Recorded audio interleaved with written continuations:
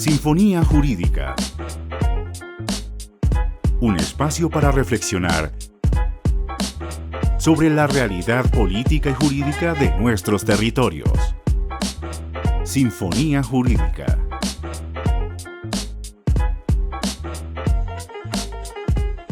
Un cordial saludo a la audiencia de Sinfonía Jurídica conectados a través de Tribunal Virtual y Radio UNAD Virtual en este espacio de reflexión sobre la realidad jurídica y política de nuestros territorios. Nos acompaña en el programa de hoy nuestra directora del programa y la decana de la Escuela de Ciencias Jurídicas y Políticas de la Universidad Nacional Abierta de Distancia, la doctora Albaluz Serrano Rubián. Bienvenida, decana. Hola, bienvenidos a su programa Sinfonía Jurídica, programa de la Escuela de Ciencias Jurídicas y Políticas de la UNAD. Claro que sí, decana. Muchísimas gracias por acompañarnos. ¿Sobre qué vamos a estar conversando el día de hoy, decana Albaluz? Bueno, en este capítulo estaremos hablando de un tema muy importante de interés para toda la comunidad, que es la conmemoración de los 30 años de la Constitución. Así es, decana. Entonces invitamos a nuestra audiencia a estar muy conectada y muy atenta a toda esta conversación con estos debates tan importantes. Por ello quisimos invitar a dos personas con una trayectoria impecable que de verdad van a tener muchos elementos para aportarle a esta discusión. Nos acompaña por un lado la doctora Juliana Sánchez Vallejo, quien es abogada, especialista en derechos humanos y derecho internacional humanitario. También es magíster en Derecho Procesal Constitucional y magíster en Derecho Internacional de los Derechos Humanos, Justicia Penal Internacional y Derecho Internacional Humanitario. Bienvenida, doctora Juliana. Muchas gracias, Javier. Un saludo para toda nuestra audiencia y para el equipo de trabajo y, por supuesto, un cordial agradecimiento para la Universidad Nacional Abierta y a Distancia por permitir este espacio y, por supuesto, por acompañarnos el día de hoy. Muchísimas gracias por acompañarnos, doctora Juliana. También nos está acompañando el doctor William Felipe Hurtado, quien es docente de la Escuela de Ciencias Jurídicas y Políticas de la Universidad Nacional Abierta de Distancia, líder de la escuela en la zona centro-sur, y es abogado, investigador y magíster en Derechos Humanos y líder, por supuesto, de nuestra escuela. Entonces le damos también la bienvenida al doctor William Felipe. ¿Cómo ha estado? Hola Javier, un saludo para ti, para la decana Albaluz y por supuesto a todo el equipo organizador de este programa radial tan importante, a mi Escuela de Ciencias Jurídicas y Políticas en la UNAD y a Juliana, a quien digamos me honra mucho compartir con ella en este espacio el día de hoy. Muchísimas gracias, doctor William Felipe. Invitamos entonces a nuestra audiencia a seguir el detalle de esta conversación sobre los 30 años de la Constitución Política de Colombia, no sin antes presentarles la sección de En Contexto, que genera una introducción y un acercamiento a la temática del día. En Contexto.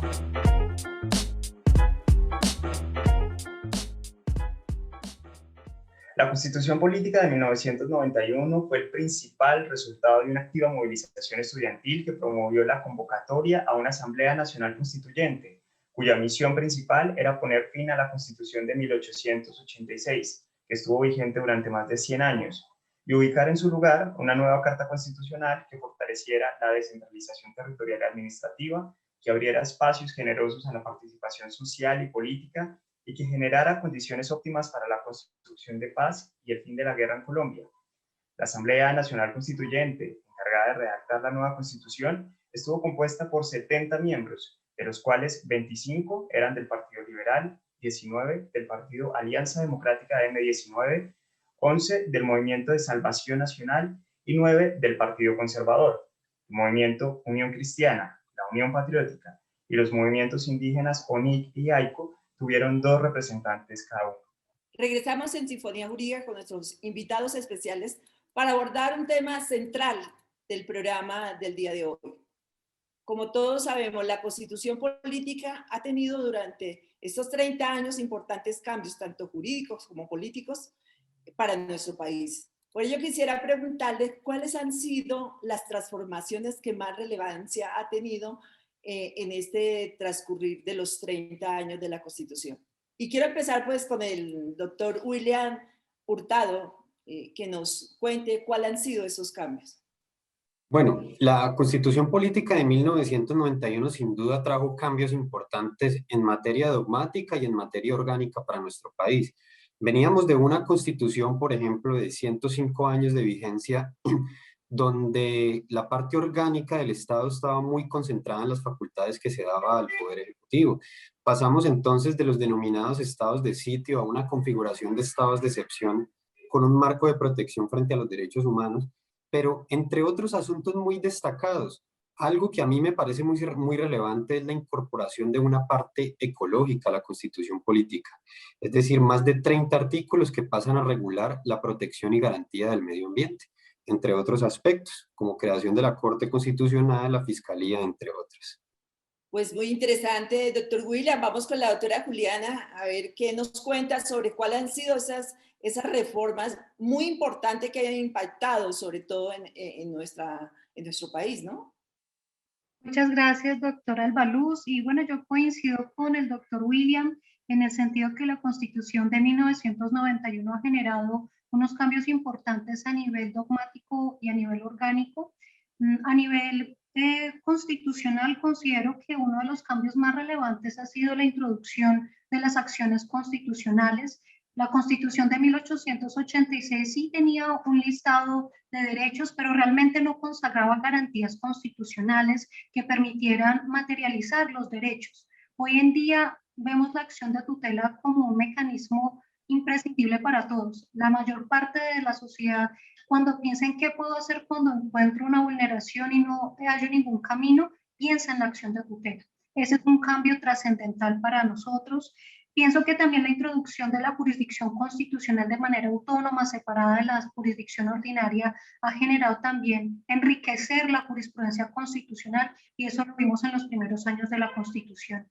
Y finalmente destacaría también la introducción del pluralismo, la inclusión de sectores minoritarios que antes habían sido marginalizados. Hoy en día vemos cómo hay una mayor presencia de las comunidades afrodescendientes, indígenas, que aunque falta mucho, por supuesto, se ha mejorado de manera trascendental, por ejemplo, al permitir que participen de manera política en el Congreso de la República con mayores garantías a las que tenían antes. Excelente reflexión, doctora. Doctora Juliana, bueno, vamos de la misma manera. Me gustaría identificar cuáles han sido esos valiosos aportes de la Constitución para el país y cuáles han sido esos aspectos que realmente no han logrado conjugarse con la Constitución, ¿no? Un poco más hablando sobre esos temas que tocaba ahorita, el referendo del campesinado, y ha sido cómo esos derechos realmente han quedado un poco como rezagados, a pesar de tener una carta magna que nos da esa garantía de poder ejercer esos derechos y que realmente a veces no los ejercemos. Vamos con la doctora Juliana y luego vamos con el doctor William Felipe. Adelante, doctora Juliana. Gracias, doctora Albaluz. Bueno, una pregunta muy interesante. Bueno, la Constitución política es cierto que a pesar de ser tan garantista, tenemos en la práctica o en la realidad unos retos. Tenemos los derechos, tenemos las garantías, estas acciones constitucionales tan interesantes, pero tenemos una falencia en la práctica y es el cumplimiento de las decisiones judiciales. Lamentablemente vemos, por ejemplo, que muchas personas interponen acciones de tutela y que finalmente tienen que acudir una y otra vez a los incidentes de desacato para que se logre su cumplimiento. Eso es un reto importante que nos permite analizar la necesidad de reconsiderar la institucionalidad para que estas decisiones judiciales se cumplan. Toca ahí un tema muy importante, y es que a pesar de tener estas garantías, quiere decir que realmente nuestro sistema jurídico, el acceso a la justicia, no es garante. Bien, pues de hecho hay un estudio muy interesante que hizo de justicia sobre los obstáculos para el acceso a la administración de justicia y ha destacado, entre otros aspectos, que sí, hay un número importante de población, sobre todo ubicado en zonas rurales, que no logra acceder a la justicia porque es algo que parece ajeno, lejano. Muchas personas no tienen los recursos para acudir hasta la capital a presentar la acción de tutela, o a pesar de que hoy en día se puede presentar virtualmente, pues no cuentan con acceso a internet. Eso aleja un poco a una cierta parte importante de la comunidad de ese acceso a la justicia, al menos en temas de derechos fundamentales. Muchísimas gracias. Bueno, doctor William, complementemos un poco sobre esta reflexión, estos análisis, cómo realmente esta Constitución nos garantiza estos derechos. Claro que sí, decana. A nivel de la Carta Política de 1991, uno puede identificar múltiples retos y como lo ha descrito mi compañera Juliana, muchos de ellos se pueden leer en la práctica. Pero hay una lectura que además de lo jurídico, por supuesto, también se podría hacer desde lo político y yo creo que es una tarea sobre la cual también tenemos que reflexionar. Por ejemplo, para el año de 1991 las cargas distributivas en lo social eran bastante diferentes a los que son hoy. Por ejemplo, ahorita que en contexto Javier nos mencionaba la composición de la Asamblea Constituyente de 1991, además de esa composición partidista, también hay que hablar, por ejemplo, de que solamente 4 mujeres fueron representadas en la Asamblea. Y eso obviamente tiene un impacto en el contenido que va a surgir y por eso es que la participación a través de cuotas de las mujeres, las discusiones sobre el carácter paritario que deberían tener las decisiones políticas, se han dado a medida que ha regido nuestra Constitución en los 30 años. Y yo creo que esa sigue siendo una tarea pendiente que va a comenzar también a discutirse. A nivel, por ejemplo, de lo que he mencionado, el ecologismo, yo creo que la Carta Política va a tener que trascender, y en esto ha apoyado un poco la Corte Constitucional, de romper con el discurso antropocéntrico que ve los derechos del medio ambiente como un discurso colectivo que le pertenece al hombre y no a la naturaleza en sí misma por su valor, hacia precisamente un biocentrismo o un bioculturalismo que nos permita reconocer el valor propio de la naturaleza y sobre todo en relación con las comunidades étnicas que ya ha dicho Juliana, pese al pluralismo, han estado excluidas. Y otro elemento que a mí me parece muy importante, voy a dejar todos para ser concreto en esta intervención, es, por un lado, lo que tiene que ver con la necesidad de empalmar el propósito de la Carta con los sistemas internacionales de derechos humanos en la práctica, porque podemos ver efectos de antinomia entre lo que establecen algunas disposiciones de nuestra Constitución con lo que hace parte de ella misma a través del caso del bloque de constitucionalidad. Por ejemplo, el tema de los derechos políticos frente a mandatarios de elección popular. Y para finalizar, es claro que la Constitución Política de 1991 necesita revisarse de forma crítica frente a cuál es el alcance de los mecanismos de reforma que tiene, puesto que es una Constitución que ha alcanzado y superado en reformas a la Constitución del 86 con muchos menos años de vigencia y estas reformas en su mayoría plena desde el cuerpo legislativo, es decir, no desde actos de naturaleza popular como lo puede ser un referéndum o una asamblea constituyente, sino desde acto legislativo. Y ha desnaturalizado un poco gran parte de los contenidos, sobre todo orgánicos, que se promulgaron en el 91. Así es, doctor William. Bueno, vamos a unos mensajes institucionales y ya regresamos.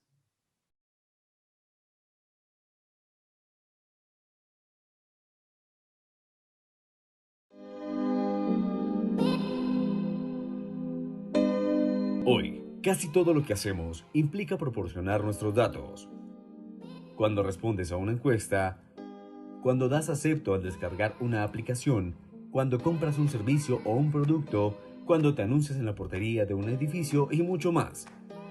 ¿Sabías que existe un régimen jurídico constitucional, administrativo y penal que regula el tratamiento de los datos que has proporcionado o que pueden haber obtenido sobre ti?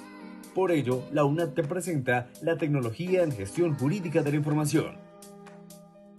El primer programa profesional del país, cuyos egresados prestarán servicios de prevención del riesgo jurídico derivado de la gestión de la información a clientes tales como más de 33,000 personas jurídicas, todas las entidades públicas, miles de establecimientos de comercio, profesionales independientes y otras personas que gestionan datos personales. ¡Te esperamos!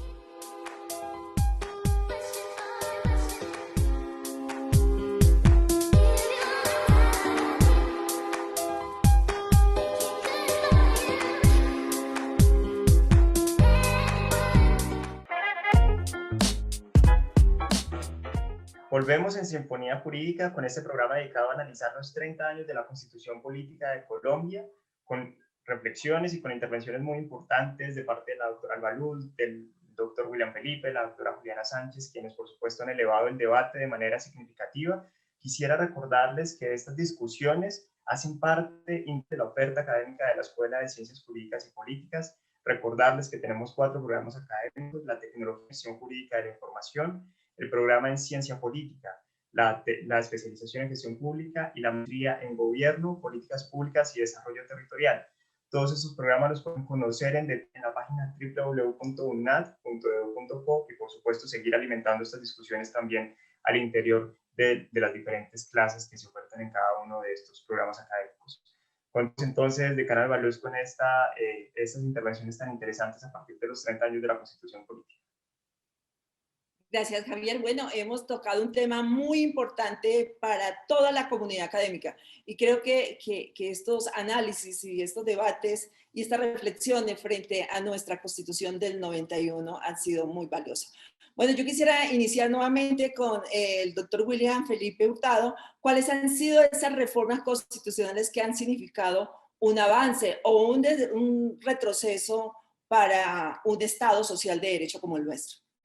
Adelante, doctor William. Muchas gracias, decana, por su pregunta. Como lo venía indicando en una intervención anterior, la Constitución Política ha sufrido múltiples reformas y había destacado que en su gran mayoría han sido producto del trámite ante la rama legislativa. Esto nos debe llamar a analizar el fenómeno de la inflación constitucional, identificando que muchas de estas reformas han sido algunas que se han intentado llevar desde el trámite legislativo y que han encontrado obstáculos. Entonces lo han elevado a nivel de reforma constitucional. Esto para representar que esto, por supuesto, han sido decisiones sobre todo políticas. Pero uno puede hacer lecturas de estas reformas. Muchas han sido protocolarias, por ejemplo, las que reconocen algunos entes territoriales como distritos, que necesariamente se tienen que hacer por la vía constitucional. Otras que se pueden leer como leoninas, como a mi juicio la reelección presidencial, que luego se rescató en el equilibrio de poderes mediante su prohibición y estableciendo que si se pretende revivir esta figura debe hacerse a través de los canales del constituyente primario, pero también hay otras que uno puede leer como avances necesarios para nuestra sociedad en permanente conflicto, como por ejemplo que todo lo que tiene que ver con el marco jurídico para la paz y nuestro sistema de justicia transicional, del que debo decir Juliana sabe mucho, se hayan tenido que anclar a través de reformas constitucionales, y esto nos permite pensar en un escenario de posacuerdo o posconflicto que también nos invita a mirar hacia adelante.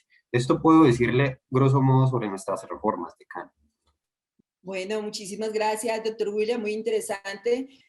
Doctora Julia, usted que realmente ha venido pues analizando un poco todos estos temas, todas las reformas constitucionales, ¿qué impacto ha tenido o si la Constitución realmente perdió ese equilibrio del sentido de nuestra Constitución frente a este tema? Gracias, doctora Albaluz, por la pregunta.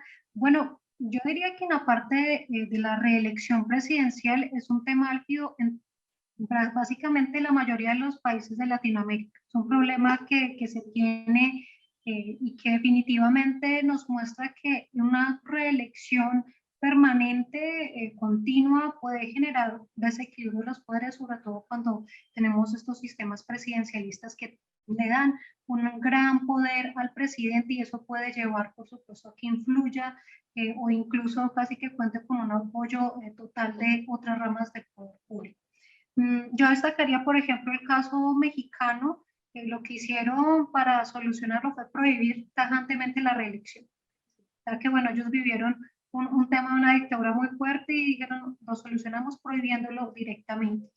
Ese es un tema que yo destacaría, que actualmente está analizando la Corte Interamericana de Derechos Humanos, una opinión consultiva que se elevó y que en estos momentos estamos a la espera que va a decir la Corte, porque le preguntaron si el derecho a ser reelegido de manera indefinida, más bien si reelegirse indefinidamente es un derecho humano.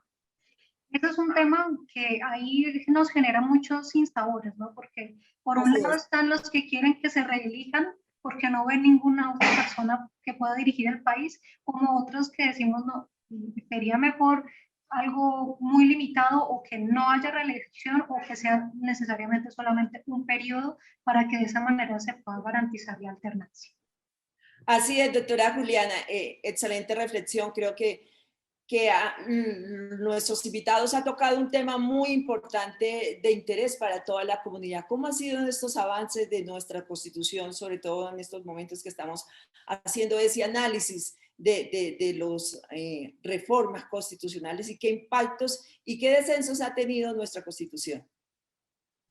Claro que sí, doctor Albaluz. Le propongo entonces que abramos una breve pausa en este momento para escuchar el caso que nos llega esta semana en nuestra sección del consultorio jurídico, donde el docente y abogado, el doctor Ariel Pineda Castillo, brindará, por supuesto, una orientación jurídica al caso que hemos recibido para este programa. Escuchemos entonces la sección del consultorio jurídico.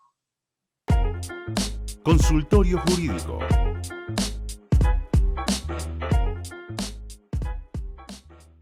Muchas gracias por la invitación, profesor Javier y decana Albaluz. Invito a toda nuestra audiencia a escuchar el caso que recibimos.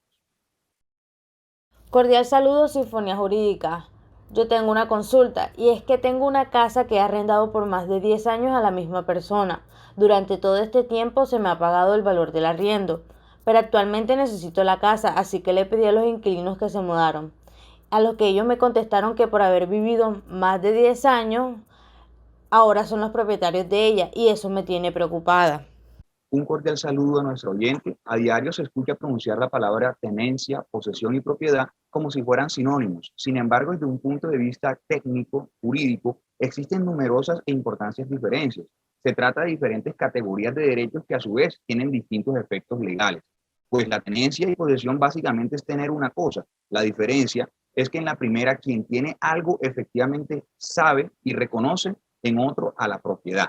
Asimismo, en Colombia se puede adquirir la propiedad o dominio de los bienes muebles o inmuebles por medio de la prescripción adquisitiva de dominio, que se da cuando se ha poseído un bien por un lapso de tiempo determinado. La clave para adquirir una propiedad por la vía de la prescripción adquisitiva es la posesión de un bien por el tiempo mínimo que exige la ley. Debido tener claro que la diferencia de la tenencia, como anteriormente lo mencionamos. Recordamos entonces que la posesión, en términos del artículo 762 del Código Civil, es la tenencia de una cosa con ánimo de señor y dueño que implica desconocer dominio ajeno que lo diferencia de la mera tenencia en donde hay un reconocimiento del dominio ajeno. Es decir, que para adquirir una propiedad no necesariamente se debe comprar, sino que es suficiente con ocuparla en calidad de poseedor por determinado tiempo y de allí la relevancia de esa figura que debe ser reconocida por todos en la medida en que cualquier persona se puede beneficiar o perjudicar si se configura la prescripción adquisitiva. En el caso en mención, estamos ante la figura de la tenencia por parte del arrendatario, toda vez que pese a que han transcurrido hasta la fecha 10 años, el arrendatario reconoce que existe un propietario y con ello no se configura el poseedor, incumpliendo con esto los requisitos mínimos para obtener el inmueble en mención a través del proceso de prescripción adquisitiva de dominio.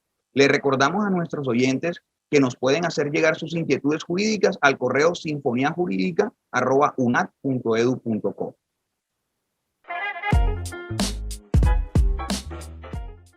Regresamos con Sinfonía Jurídica. Bueno, con nuestros invitados especiales, como es el doctor William Felipe Hurtado y la doctora Juliana Sánchez. Estamos hablando de un tema de mucha importancia, sobre todo en estos días que conmemoramos los 30 años de la Constitución. Y bueno, y para cerrar, quisiera preguntarle a nuestros invitados cuál ha sido desde la Constitución ese principio garante del derecho a la educación. Y vamos con el doctor William Felipe. Bueno, decana Albaluz, hay que destacar que en la Constitución Política de 1991 la educación se concibe como un derecho de carácter social, pero hoy en día es considerado de forma autónoma como un derecho fundamental. Y es cierto que el Estado tiene muchos retos frente a la educación a nivel territorial. El Estado es una realidad, esto no nos debe dar miedo decirlo, no llega a todos los territorios. Y la primera tarea es llegar. Lo segundo es reconocer los retos que en materia de educación pueden coadyuvar con ese propósito. Por ejemplo, ya sea desde el modelo presencial o desde el modelo a distancia o virtual, hay muchas tareas pendientes y hay decisiones políticas que se deben fortalecer. Por ejemplo, un reto sería el reconocimiento del considerado acceso a la Internet como derecho humano, que en Colombia ha tenido intentos de elevarse a derecho fundamental a través de actos legislativos, pero hasta ahora ha sido infructuoso en nuestro cuerpo legislativo, en nuestro Congreso. Entonces yo creo que ahí hay una tarea pendiente. No siempre el problema es constitucional en el documento, sino que también va acompañado de una falta de voluntad política para tomar las decisiones que se deben tomar para lograr estos propósitos. Así es, doctor William. Bueno, toca un tema muy importante, es que a pesar de estar reglamentado, de estar como un derecho constitucional, doctora Juliana, dentro de sus análisis, ¿qué usted considera que realmente el Estado nos garantiza ese derecho a la educación con calidad, con inclusión social, con calidad, con pertinencia?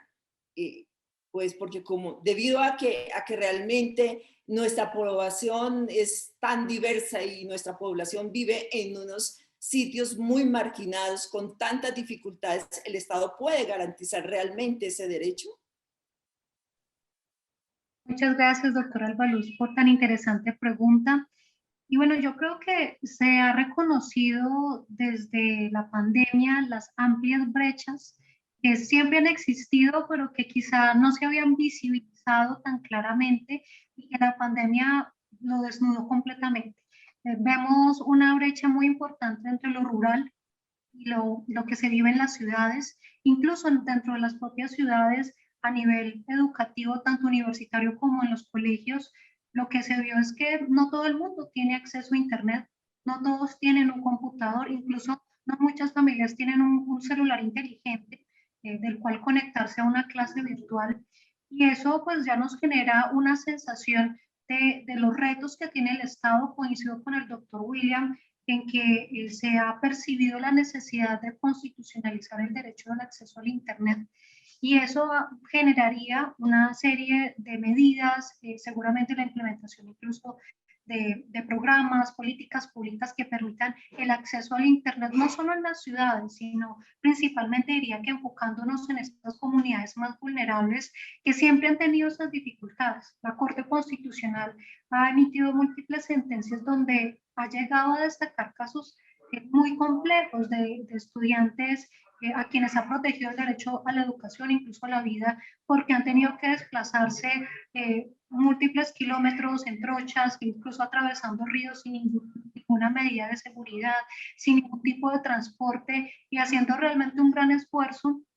Yo pienso que en esos aspectos sí tenemos unos retos muy importantes que cumplir, porque incluso esas mismas circunstancias hacen que las personas vean lejana la Constitución. Que muchas veces ni siquiera piensen en que existe una constitución porque no la ven plasmada en la realidad y ahí es donde definitivamente sí necesitamos que la constitución trascienda el papel y pueda llegarse a ver en la práctica, primero pues también con una debida reglamentación a nivel legislativo, pero más allá de eso, que se pongan en práctica políticas públicas y programas que fortalezcan ese acceso a la educación.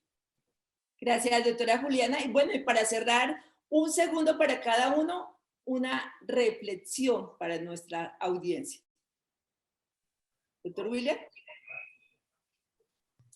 Gracias, decana. Primero, agradecer por la oportunidad de participar en este espacio. Es muy valioso para mí. Y simplemente quiero decir que pues, la Constitución es como si fuera un órgano vivo y definitivamente es algo que tenemos que tomarnos a pecho.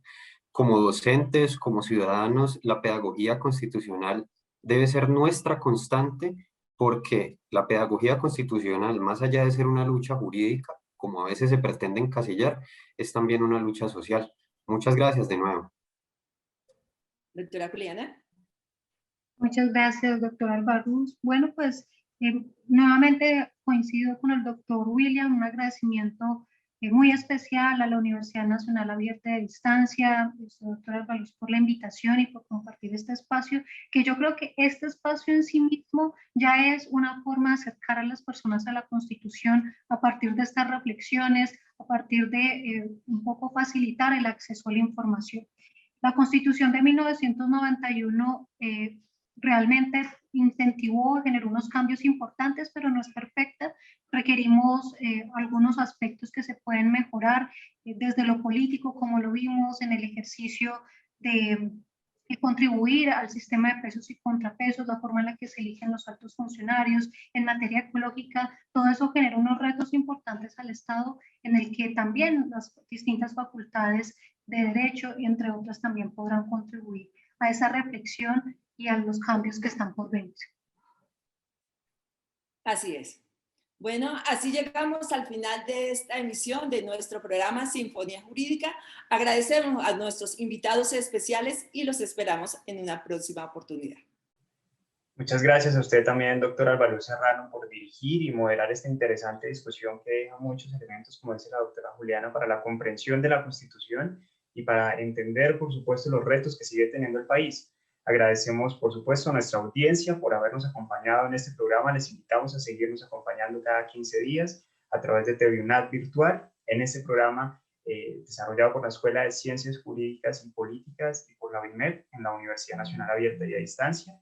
Les recordamos que en la página www.unad.edu.co pueden conocer toda nuestra oferta académica, particularmente nuestra tecnología en gestión jurídica de la información, el programa en ciencia política, la especialización en gestión pública y, por supuesto, la maestría en gobierno, políticas públicas y desarrollo territorial.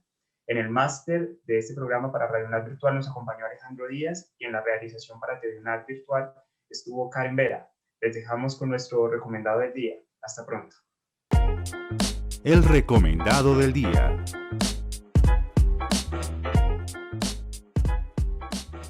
El recomendado del día en Sinfonía Jurídica es la revista Análisis Jurídico Político, volumen 3, número 5 del 2021. En esta edición se conmemoran los 30 años de la Constitución de 1991 con artículos académicos e investigativos de gran interés para comprender los antecedentes, las reformas y los retos de la Carta Magna de los colombianos. Este fue nuestro recomendado del día. Recuerden que nos pueden hacer llegar todos sus comentarios y recomendaciones al correo del programa sinfoniajurídica@unad.edu.co. Hasta pronto.